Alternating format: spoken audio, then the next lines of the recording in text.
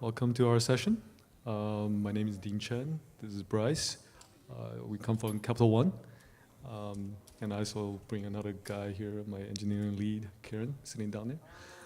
We're going to talk about how we move from a manual deployment process and all the way bring it to a fully automated Jenkins pipeline. This is where banks going where banks haven't gone before. Both move on the cloud as well as using Jenkins and Terraforms to deploy our entire microservices into AWS cloud. So I have my DevOps person, Bryce, here to do some presentation. Great. Thank you. Thank you, Dean. Can you guys all hear me? All right. I'm here, like Dean said, to talk to you about our pipeline and why we decided to recreate it. This is a lightning talk, so we won't go into too much technical detail, but hopefully there's some time at the end for some Q&A. We'll start off with why we decided to recreate our pipeline.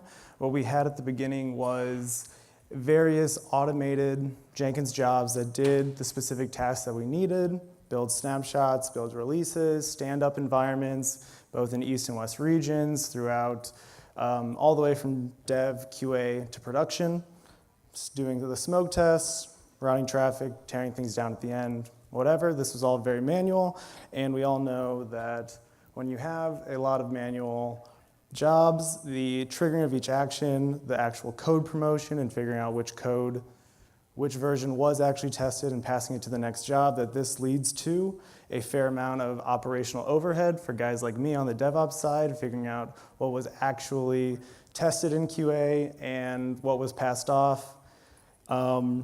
This system that we had before was also at risk of some human error. There's a lot, with these manual jobs, you had to add in the exact version of the thing that we were deploying, the database you're pointing to, things like that, and overall just took way too much time. And a good example of where we had to make a change in production, this old process could take anywhere from a couple days to get into QA and then submit for a CO, a couple more days to be approved for production, and finally maybe around 3 or 4 days to actually do the production deploy.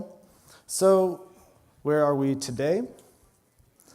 What we decided to do was to double down on our Jenkins implementation, and instead of using some other CI/CD pipeline, we decided to use Jenkins to orchestrate our entire system. We, with an automation of our snapshot and release builds, and upon merging to protected branches like integration and master, we would trigger the actual various amounts of scans, code coverage, static, security, and open source. Upon those scans and passing, we would then release to an environment, whether it be integration, where something is stood up, tested, torn down, to QA, and once it is QA and passed, it is then production ready.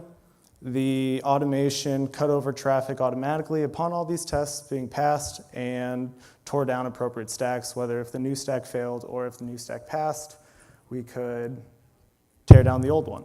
And throughout this entire process, the automation would commit the environment state and what the automation was actually doing to a protected repo that we could use as a single source of truth throughout, and so there was never any issue with copying and pasting what happened on the last production thing or the last QA deployment. And basically the gist of our entire implementation is that as a financial services company, we are able to use Jenkins to orchestrate our entire pipeline quickly and rapidly without actually compromising for the quality of the code. So here's just, I do not expect you to read any of this, but just an example of all of the gambit of things that are required to ensure that we can, upon deploying into QA and having a production-ready code, deploy without needing extra time to test. So let's see if this video will play. That is not a good sign that it cannot be loaded, but just go a little freestyle. That the gist was I spent way too long doing a screen cap of our process showing that upon merging code to our master branch and or making a PR to master, and upon getting it approved, and then merged. That then triggered off the scans that I mentioned before, static, open source security scans, which then, after passing all of those, triggered then the automation job to our QA environments. The scans for building the code actually take around average 4 or 5 minutes, deploying to the QA environment east and west and tearing it down around 5 minutes. So it's about 10 minutes just to QA and another probably 10 minutes to do production upon us wanting to actually deploy, leading to having these gates like the scans and tests allow us to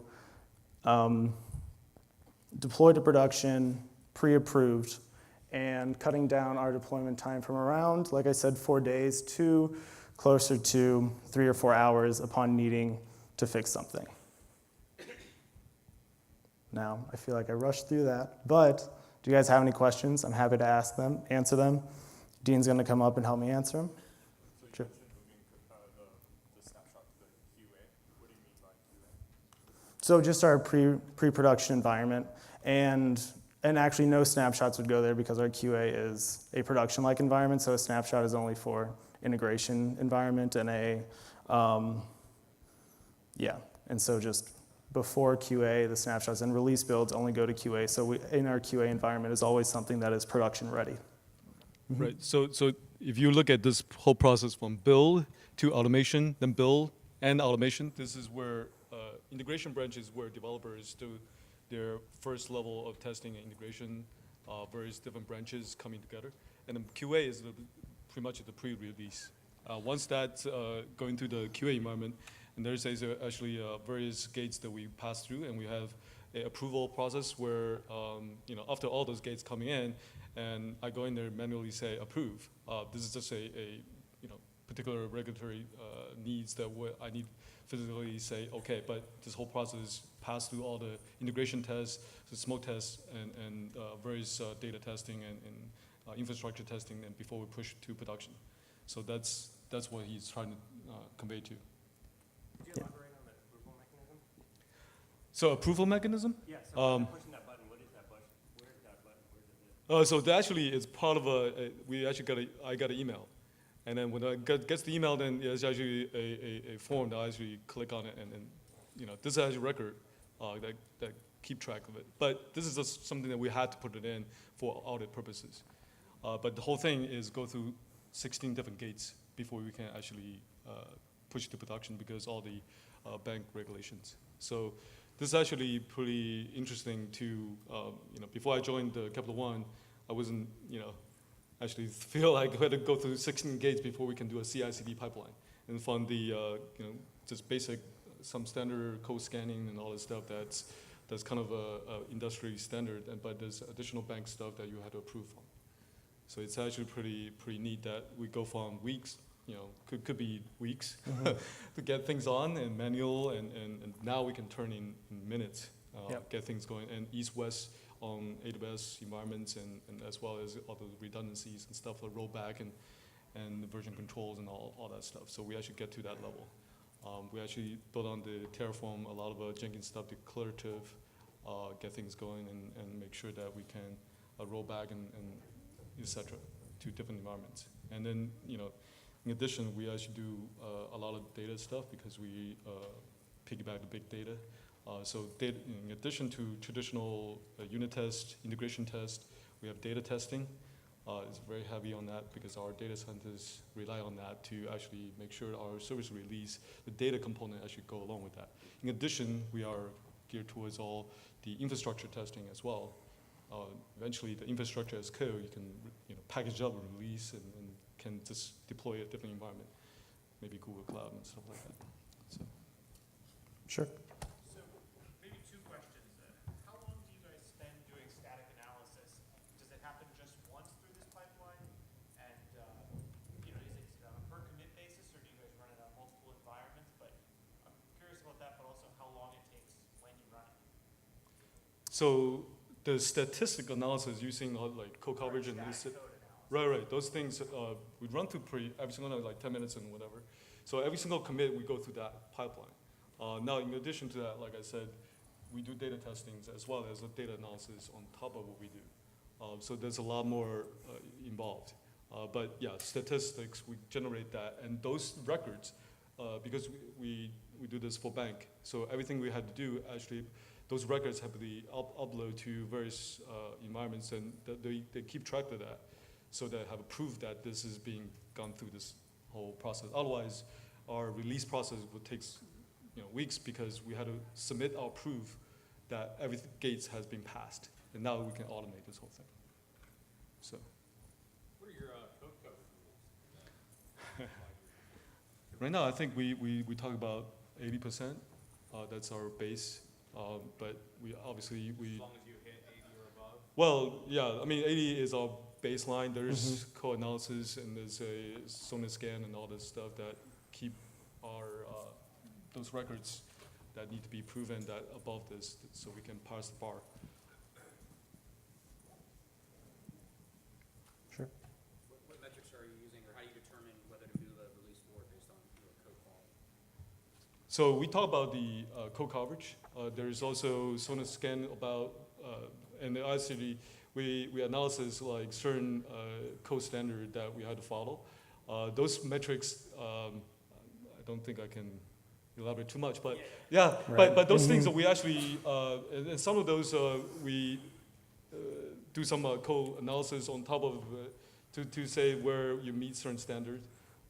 Yes, that's. And we're lucky enough with being in such a large organization that there are individual teams for each metric, basically, whether it be code coverage or security scanning, that they set the rules. And so we only need to, within our pipeline, we're able to set this up relatively easily, because we could just attach the things that they've already decided that we could do that. And so that's been a real help in setting this up.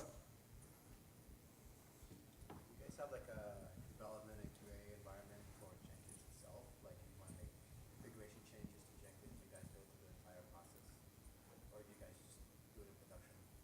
No, there's a development Jenkins environment that needs to be used before your job is able to go to production. So yeah. Deploy that and manage that? At the moment, that is more or less self-governance to do. So we actually have the integration environments and QA environments and production environments. We actually, for saving costs, we actually turn down all our dev environments after we deploy every single time, so that those things just go through the gates.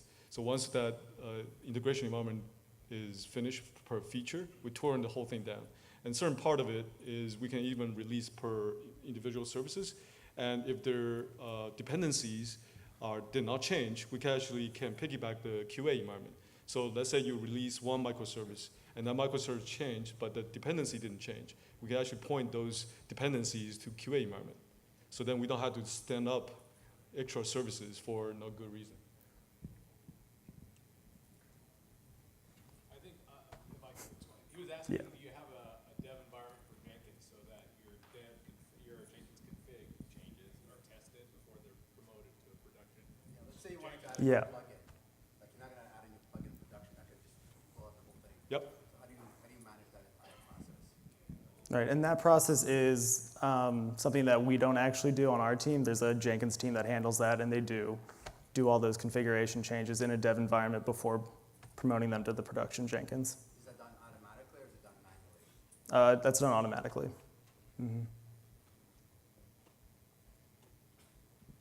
Well, if no one else has any other questions, go ahead. We have a couple more minutes.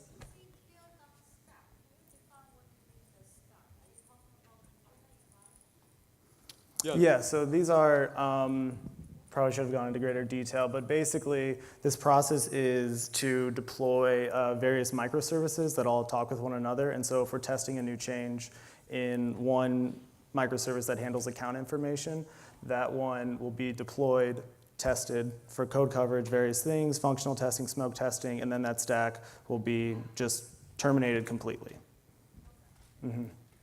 And yeah, sure thing, and then we'll have to color up. Also, are you using configuration of the code? So your Jenkins is also brought up by the Jenkins file, also in the Kubernetes file. I don't know the Capital One right now their environment set up. So in order to be able to tear down and set up stuff, I assume you're all running with Kubernetes environment. No, that's not necessary. Our environments are built on, obviously Docker stuff, but you don't have to link up to your Kubernetes. Kubernetes is we use in ECS, so you can do that way. But Kubernetes could be the next generation stuff. Yeah, So- certainly. And now I'm getting the call for time, so that is all the time that we have, but we're happy to talk about more of this, so come reach out to us, talk about opportunities at Capital One, and yeah, thank you guys for coming. Yeah, Appreciate your time. We're hiring, so. Thanks. It's true.